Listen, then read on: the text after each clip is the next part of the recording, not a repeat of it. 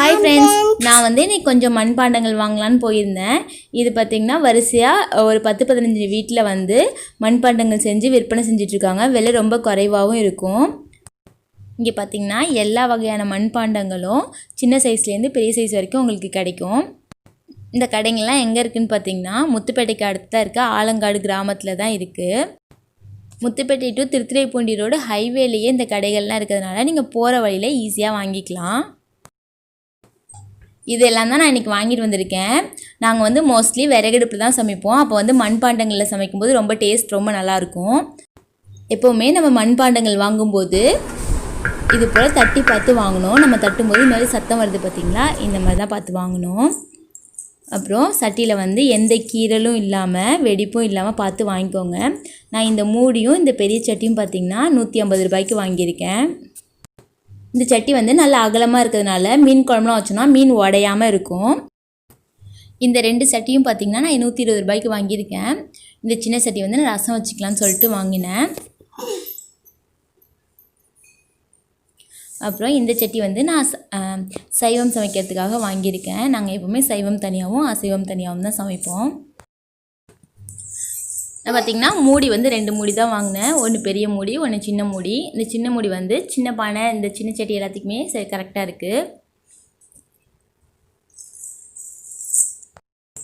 அடுத்ததாக நான் ஒரு எண்ணெய் சட்டி வாங்கியிருக்கேன் வறுவல் பொரியல் பண்ணுறதுக்கு.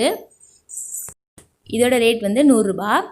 நான் இப்போ ஒரு பெரிய மூடி வாங்கியிருக்கேன்ல, அது இந்த எண்ணெய் சட்டிக்கும் கரெக்டாக இருக்குது. அப்புறம் இந்த பானையை பார்த்திங்கன்னா கொஞ்சம் வித்தியாசமாக இருக்கும். நம்ம எப்போவும் வாங்குகிற பானையை விட இந்த பானை கொஞ்சம் வாய் அகலமாக இருக்கும். எங்கள் வீட்டில் அடிக்கடி ஆட்டுத்தலை ஆட்டுக்கால் வாங்குவோம். அப்போ நான் இந்த பானையெல்லாம் சூப் செய்வேன். ரொம்ப நல்லாயிருக்கும்.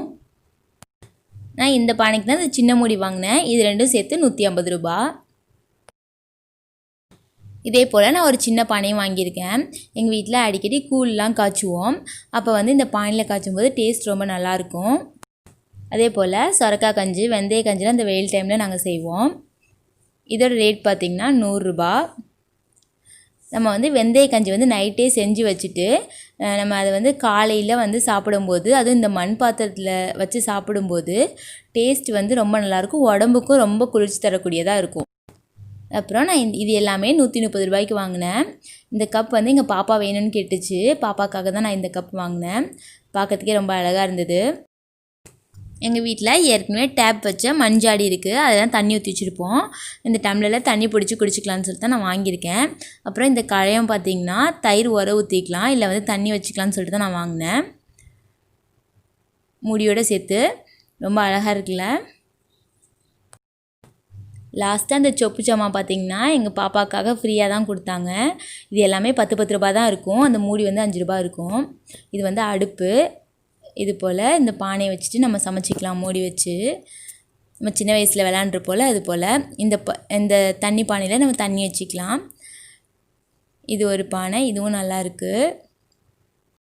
ஃப்ரெண்ட்ஸ், நான் வாங்கிட்டு வந்த மண்பாண்டங்களை பற்றி உங்கள் கூட ஷேர் பண்ணதில் எனக்கு ரொம்பவே மகிழ்ச்சி. இந்த வீடியோ உங்களுக்கு பிடிச்சிருந்தா மறக்காமல் லைக் பண்ணுங்கள், ஷேர் பண்ணுங்கள், கமெண்ட் பண்ணுங்கள். தேங்க்ஸ் ஃபார் வாட்சிங்.